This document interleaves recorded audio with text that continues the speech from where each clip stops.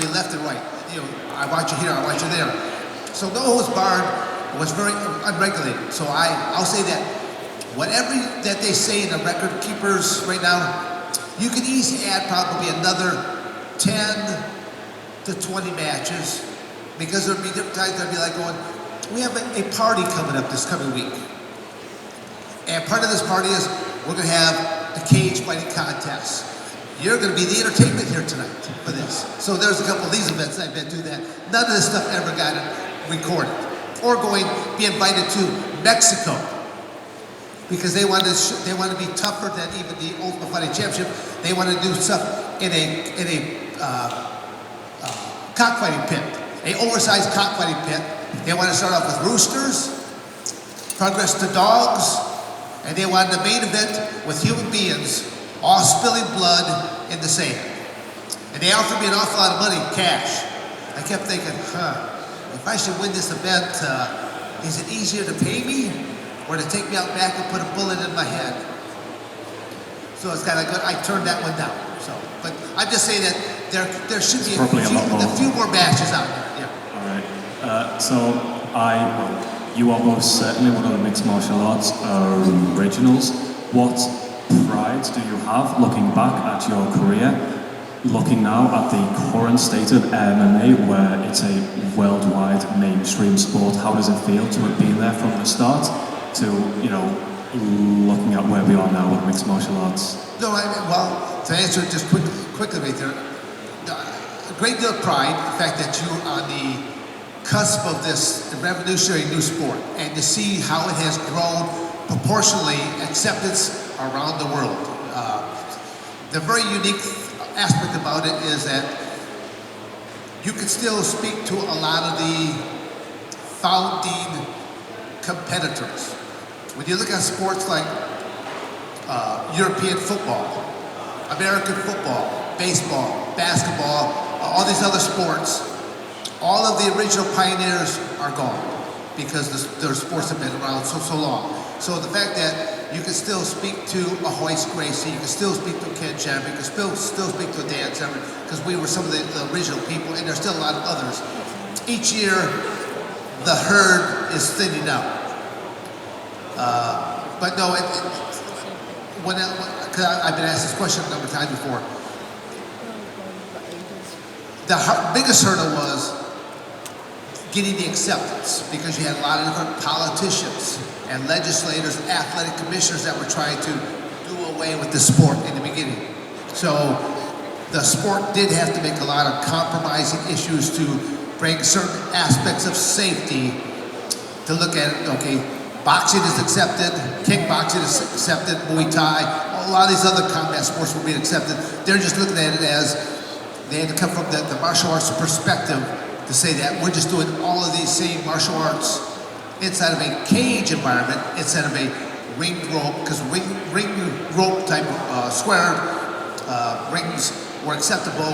The cage actually was better because that way athletes are not going to fall through the ropes or slide underneath the ropes.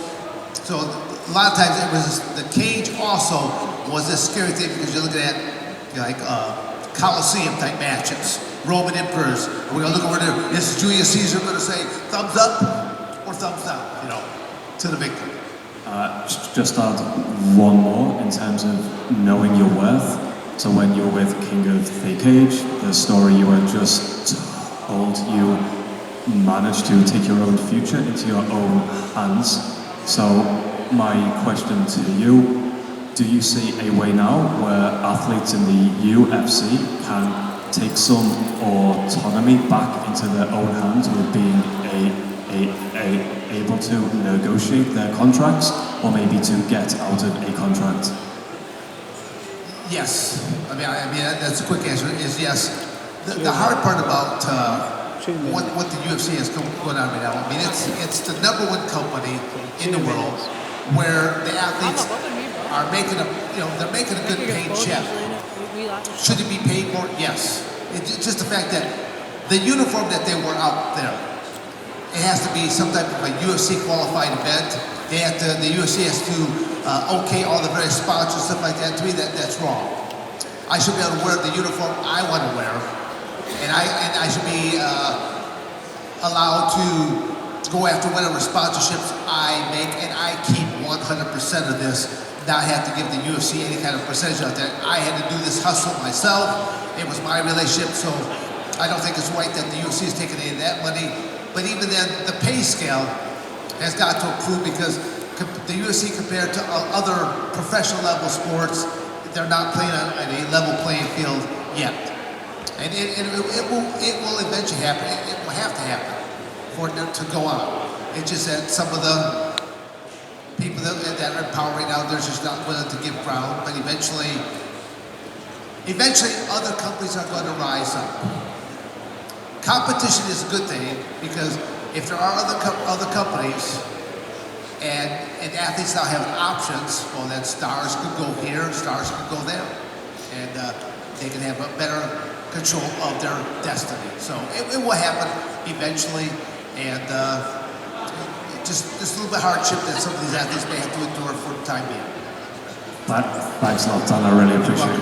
Thank you for the questions. Hi, Dan. You're obviously clearly a legend in sports of wrestling and MMA. My question to you is, who is your toughest opponent ever? Toughest opponent ever? I mean, honestly, it would fall into the hands of being another grappler because a lot of people don't understand my career. I only ever did 2 true training camps in a 20-year career. I mean, UFC number 4, I don't consider. I trained for 5 days, an hour and a half a day, inside of a professional wrestling ring down in Lima, Ohio, at Al Snow's Body Slammers Gym. I really wish I had footage from that because it would be a pure comedy. People would laugh at what again, Al Snow's got a great sense of humor.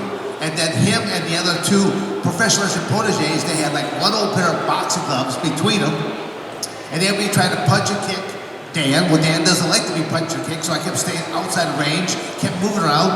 I would either clinch, take down, or jam them up against the ropes, and then wouldn't allow them to do any of their movement. So I always tell people, what did I learn in those 5 days? Well, nothing. I actually had probably a lot of fun, but did I learn anything? No. I never learned a single submission move. I didn't learn a single striking move.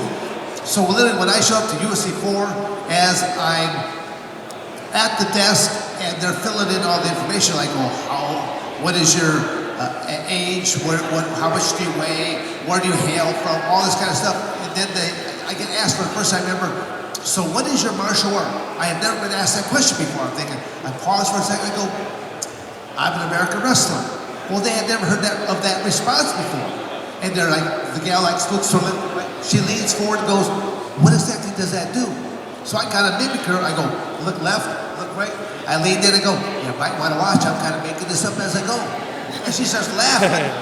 Like she thought we was on camera. And I'm thinking, lady, you don't understand. I just trained for 5 days, an hour and a half a day with Al Snow. I had a lot of, shits and giggles here right now, but did I really learn anything? No. I'm flying by the seat of my pants I walk out there. So when you look at what I did for a training camp, and then I went out there and looked at the results I got. I always tell people that in UFC before, sure, Dan Severn showed up. The amateurs are the nice guy Dan Severn, but in UFC number 5, I took out 32 days of my life. I left my family back in Coldwater, Michigan. I stayed by myself. I trained by myself. I ate by myself. And of course, I had to have workout partners, so I had workout bodies, stuff like that. But I needed to become something different. I had to become a NHB no-holds-barred competitor. And then I was saying, then you saw Dan Severn really emerge at UFC 5. Yeah, but I always tell people, had Dan Severn done that in UFC number 4, would there be a UFC company now? Because you got to realize the Gracies owned half of that company at that point in time. They used, Art Davie did not realize that at the time, Art Davie got used by Royce Gracie. Because every time that Royce would win, it wasn't Royce Gracie ones. They would always announce Gracie Jiu-Jitsu beats Taekwondo, Gracie Jiu-Jitsu beats boxing, Gracie Jiu-Jitsu. So they were using the UFC to sell Gracie Jiu-Jitsu franchises, so that if you want a Gracie Jiu-Jitsu franchise, it's going to cost you X number of dollars for this little decal. You want to be a Gracie Jiu-Jitsu instructor, you got to go to Torrance, California on your dime. You got to take private lessons, normal lessons, and quite a cost factor. And then, just like some big corporation, you want to do promotions, you got to buy their certificates, you got to buy their belts, their gis. I mean, I take my hat off to them. From a business perspective, it was great. I'm the monkey wrench that hit the system. Because I was a runner-up in the UFC number 4, I get to automatically come back. I destroyed the field. They sold. And then even in my final 4 or 5 years of competition, as I stated earlier, I wanted just one more match with Mark Coleman, Ken Shamrock, Royce Gracie. All 3 of them have popped for chemicals in their bodies. Even Royce popped for steroids. He must have been using some of the worst steroids because it sure didn't show on him. So he even popped for it. I'm lifetime chemical free. I'm a freak of nature. I always said, if you want to see a real freak of nature, put me on some chemicals. I'm physically strong. If you would have put me on the steroids that Shamrock was on, I'd be pulling body parts off of people, and I would have been beating you with the bloody stomach. But I know that I achieved all my success on my own ability. And again, only doing 32-day training camp, a 35-day training camp. That was it.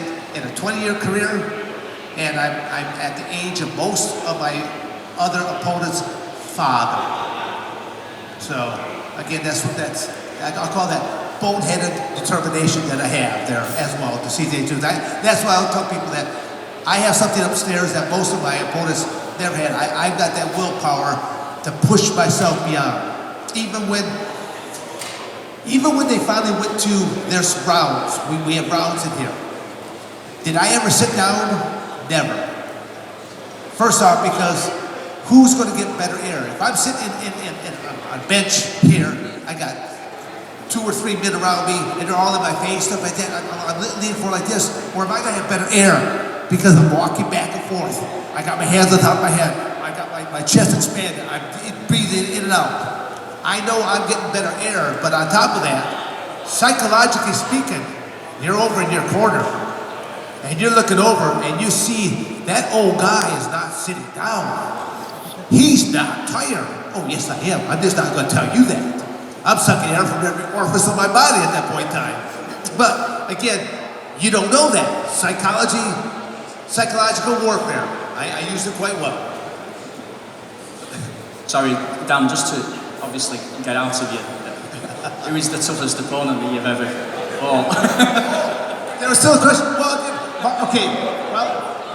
Mark Coleman probably has hit me the hardest ever. I remember when he hit me, my whole body went like, I think I saw 3 of them. And I think to myself, go for the guy in the middle. The other 2 guys don't exist. So yeah, I mean, I'll give you that one I did. Thank you. Yep, Dan, thank you. You're welcome. Thanks so much for your time, Dan. That wraps it up for today, but let's get a round of applause for Dan. Hopefully you guys were entertained. If you want some more questions answered, I got a table next door.